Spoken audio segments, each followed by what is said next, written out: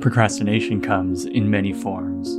For some, it's that you procrastinate on that assignment due next week until the night before, telling yourself, I've done this last minute many times before, and I can do it again. For others, procrastination becomes something far bigger in their lives, like continuing to put off starting that new YouTube channel or pursuing a passion that you deeply care about but can't make those first steps to make it happen. Maybe it's that family member you haven't talked to in a long time and you keep saying you're going to call them to talk things out, but you don't. Whether big tasks or small, the same cause and effect principles apply. Typically, for most, this starts off small and slowly infects much larger decisions without us even noticing the gradual increases of pain and regret until it's too late. The discomfort we feel in the face of procrastination versus action often causes us to drift towards the preferred pleasures of letting the clickbait of our social feeds and Netflix programming dictate our next course of action. We're aware of the destruction of procrastination while putting off what we know would be good for us. In the present, we convince our minds that action would be far too painful, but maybe next week I'll get back on track. Another day of inaction won't matter. This behavior starts to become our norm, and we ignore the ultimate pain of letting opportunities pass us by.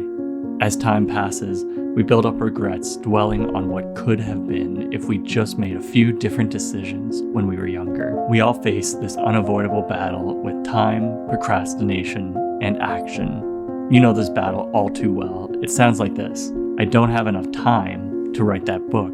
My life is just far too busy right now. There's just too much that I would need to learn, and I just don't have the time for it right now. I do things better under pressure, so I know I can wait until the last minute. These arguments are convincing. They slowly become what we believe to be our truths, our reality. For most, time moves by far too quickly until you're left only with regrets, having been beaten by the evil that is the procrastinaut.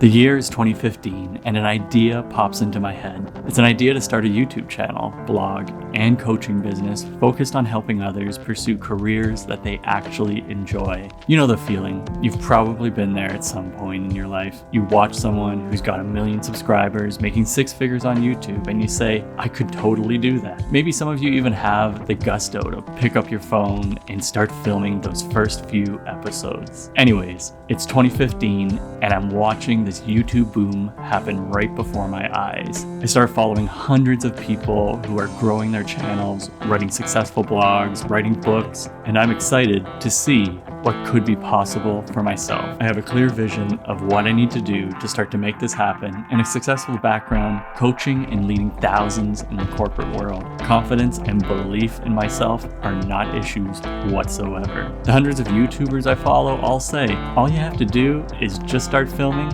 and this could all be yours. So many of you are stuck and can't start. How you actually start is by doing. You collect Smurfs? Smurf it up. The idea for Brave Bud is born this year in 2015, but something is standing in my way, preventing me from those all-important next steps. Procrastination, or as we refer to him today, the Procrastinaut. I got my goals broken down into simple steps. I know exactly what I need to do, but I hesitate. And it's that hesitation that plagues so many of us. In my mind, I say, I'll start this next week when I'm a little less busy with work and have enough time. It's okay, Brad. You've got the idea. You've been successful at every career you've pursued. You've got this. I read self-help books to pump me up and give me even more examples of people making this happen. For so many of us, though, that positive BS isn't enough. We read positive blogs, listen to self-help podcasts, and yet we still don't act. Why don't I take action? Why do so many of us fail to act in this position? At this point in my life, I've got the security blanket of a job where my professional career is taking off. I'm getting promoted, I'm traveling the world, I'm doing seminars and coaching high-level executives, but nothing is happening with Brave Bud. And despite the career success, there's still something missing. I'm not happy. I'm not fulfilled. I'm not getting to present material in my own unique style. I'm confined by the chains of a conservative multi-billion-dollar corporation telling me who I need to be and what I need to do. The weeks start to turn into months, the months into years, and then it's 2020, 5 years later, after this idea that I was so excited about with absolutely nothing to show for it. Do you know that feeling? Yeah, it's pretty horrible. Imagine 20 years passing by, or 30, and having never taken action. At this point, the Procrastinaut has absolutely beaten me down. And to make matters worse, something really unfortunate is about to happen with my health. A turn in the story I could have never expected. A breaking point, which we'll get to later on in this episode. We all have a Procrastinaut floating around inside of us. We've all battled this villain in our minds at some point and are bound to come across him again. He's one of those villains that just never seems to die. What causes the Procrastinaut to strike? How do we find a way to live with him and win the daily battle? And what can we do to start taking action and not let the months turn into years and then into decades until we're left full of regrets for not pursuing what we were so passionate about? I hope my story can give you some clues to these answers. Maybe you can relate and you're going through some of the same causes as I did. When I was faced with the choice of completing a challenging task that I perceived as painful, I would avoid it and do what I know, like watch another movie, read another book, scroll on my phone, listen to another podcast. I was stuck in limbo, only staying in my comfort zone. This is the battle that we all face every day with choosing pain or pleasure. I didn't want to face the pain of learning how to start a website, learning video editing, writing blog posts, and putting myself out there for the world to see. I wanted to do all these things, but couldn't spark my brain to handle the necessary pain to do them. We've all got two wolves in us, a good one and a bad one, and they both want to eat. The best I can tell, we just got to feed that good one a little more than the other one. I looked at the journey ahead and came up with reasons for why it'll be too hard, or that around the corner there exists something that will only end up hurting me in the end. I built up fear until I believed the journey was so huge that it wasn't worth even trying. Most of us are conditioned to fear the unknown in front of us. We prefer staying in our comfort zone. All I want is what I can see, and all I can see is what's in front of me.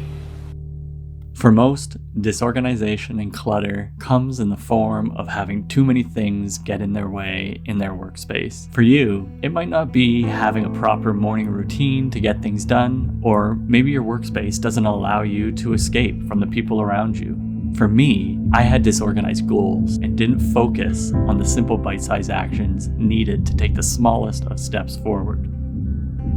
If you battled the Procrastinaut enough times, you start to get into the habit of battling them. You start saying to yourself, I've done this before, I can do everything at the last minute and be fine. Or I work best when under pressure. For most of my high school and university life, I always left studying and completing assignments until the very last minute. This became the norm in my career as well. Little did I know this behavior would creep into my passions as well. I would say things like, it's okay, I didn't write that first blog this week, I can get it done next week. Unfortunately, I didn't have anyone holding me accountable to a deadline, not even myself. So tasks like this just kept getting pushed until the weeks turned into years. In 2020, I mentioned I hit a breaking point with my health at a time when everything was going so well in my career. Over the span of just 2 weeks, I started to lose my vision at an alarming rate. I was already blind in one eye and had reduced vision in my good eye from over 10 surgeries since the age of 7. Unexpectedly, a sudden inflammatory disease took over the center of my eye, blurring my vision. With nothing that could be done to improve my vision, my surgeon set out to stabilize the situation. Life sometimes changes very suddenly for us, and it's not always for the positive. It was this moment where I said to myself that I'm not going to let this disease, this pain, take away the light, the happiness from my life. Despite my pain and initial struggle, I was finally ready to face the Procrastinaut and do what I wanted to for the past 5 years. I wrote a book with my wife's help. I started that website I dreaded that I couldn't build. I started learning how to film and edit videos for the first time. Believe it or not, I even started using Instagram for the first time in my life. It was unfortunately a breaking point, a health issue that could have never been predicted that turned the page on my story. Don't wait for this scary moment in your life to fight the battle that you so desperately crave. Don't let time pass you by. How can we turn this inaction that so many of us face into action? Well, from my experience, I've learned a few simple ways you can start. These won't immediately transform your life. They're not a think it and the universe will magically provide for you kind of thing. They're just small daily habits that work for me and the leaders that I work with, and I hope they help you today. Number 1, forgive yourself and turn the page. Start by turning the page. Forgive yourself for what you haven't done. It's easy to get yourself into a situation where all you're doing is dwelling on what you haven't done. You ever get in a rut? You know what I'm talking about? You get in a funk? Get stuck on the merry-go-round of a bad habit? I have. Look, we're gonna make mistakes. You gotta own them. Then you gotta make amends. And then you gotta move on. Guilt and regret kills many a man before their time. So turn the page, get off the ride.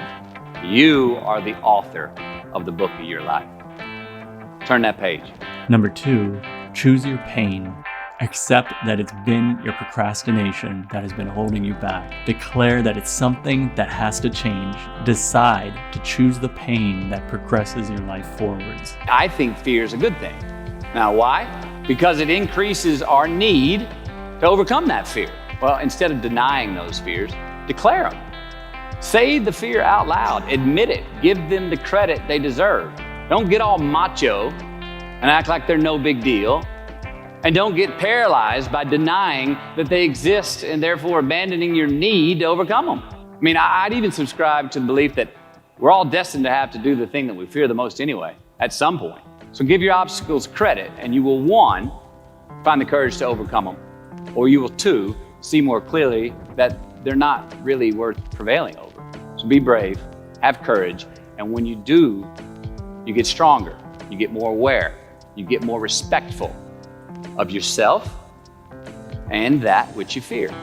Number 3, refocus on your habits. Drill down to the simplest of habits that successful people do to get the shit done that you want to do in your life. Start with just getting the revolutions going. Focus on just doing the right habits today. Tomorrow will come soon enough, and then pretty quickly the wheels will start spinning and you'll be completing 10, 15, 20 different habits a day consistently, week after week. And since we are the architects of our own lives, let's study the habits, the practices, the routines that we have that lead to and feed our success. Our joy, our honest pain, our laughter, our earned tears. Let's dissect that and give thanks for those things. And when we do that, guess what happens? We get better at them. And we have more to dissect. Revolutions. You follow? Revolutions. Keep the clients on the Ferris wheel. And it goes. The park is open 24/7, 365. Every decade, every goddamn century. That's it. Name of the game. Number 4, break down the deadlines. It's great to set goals at the beginning of the year, but if you don't shorten your deadlines into smaller bite-sized amounts, the journey will look daunting. Losing 1 pound every 2 weeks is far easier than 26 pounds in a year, and yet the result is still the same. It sounds more attainable and keeps you focused on 1 week at a time. And when you've broken your deadlines down, say to yourself, why can't I do even more? Raise your standards. If we stay in process, all right, within ourselves, in the joy of the doing, we will never choke at the finish line. Why? Because we aren't thinking of the finish line. Because we're not looking at the clock. We're not watching ourselves on the Jumbotron performing the very act that we're in the middle of. No, we're in process. The approach is the destination, and we are never finished. Take the lid off the man-made roofs that we put above ourselves and always play like an underdog. Number 5, check in with a sidekick. 2 superheroes is always better than 1. The best work I've ever accomplished, I did with a mentor, a sidekick, a coach, right by my side, cheering me on. Even if you don't have a sidekick, check in with yourself on at least a weekly basis.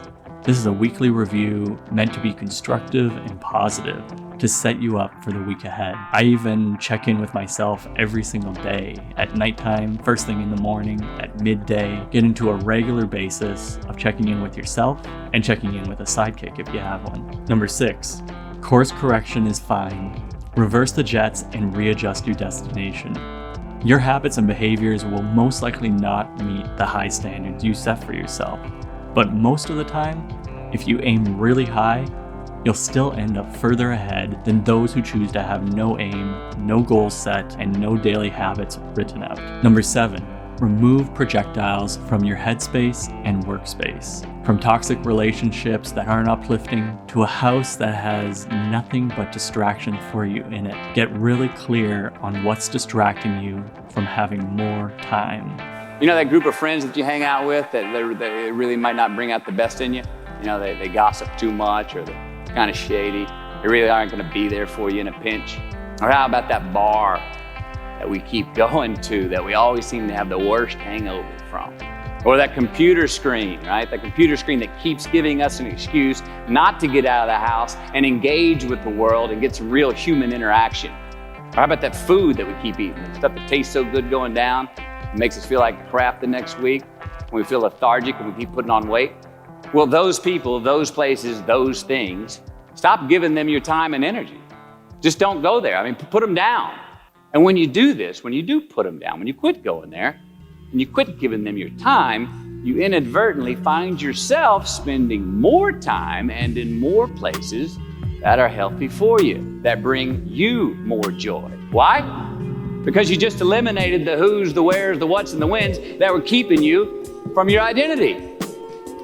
Like, trust me, too many options, I promise you, too many options will make a tyrant of us all. All right, so get rid of the excess, the wasted time. Decrease your options. And if you do this, you will have accidentally, almost innocently, put in front of you what is important to you. Number 8, make decisions that change your life in the long term. These are the decisions that aren't going to pay you back today. You have to plant them and hope they'll grow into something huge. Don't focus on filming viral junk for 5 minutes of fame. Film a YouTube video, expecting that only your mom and close friends will see it today, but in time, say even 5 years from today, maybe thousands will see it then. Number 9, do a 5-minute warm-up. If we can get you to start 80% of the time, you'll keep going. Get those revolutions going. Done. This is not a tip, this is a prescription, trust me. If you don't, you will fall out of balance, split your differential, and tip the fuck over. Or worse yet, I've seen this happen, implode. No, I don't want to implode, sir. No, you don't. I'm in it for the long run, you know? Yeah, implosions are ugly. Yeah. The stars won't always align for the perfect moment for you to start. You might be in a position where you feel like you've completely lost who you are, what you love doing, where you want to go. I've met thousands of people who struggle answering these very same questions, and I was there too. Don't overcomplicate this. Start simple with eliminating what you're not. Defining ourselves by what we are not is the first step that leads us to really knowing who we are. The most powerful thoughts I had during my darkest days of struggle that sparked motivation in me were, can I really put my head down on my pillow at night and be proud that I've made every effort to pursue what I care about? An honest man's pillow is his peace of mind. And when you lay down on that pillow at night, no matter who's in your bed, we all sleep alone. These are your personal Jiminy Crickets. And there are not enough cops in the entire world to police them. It's on you.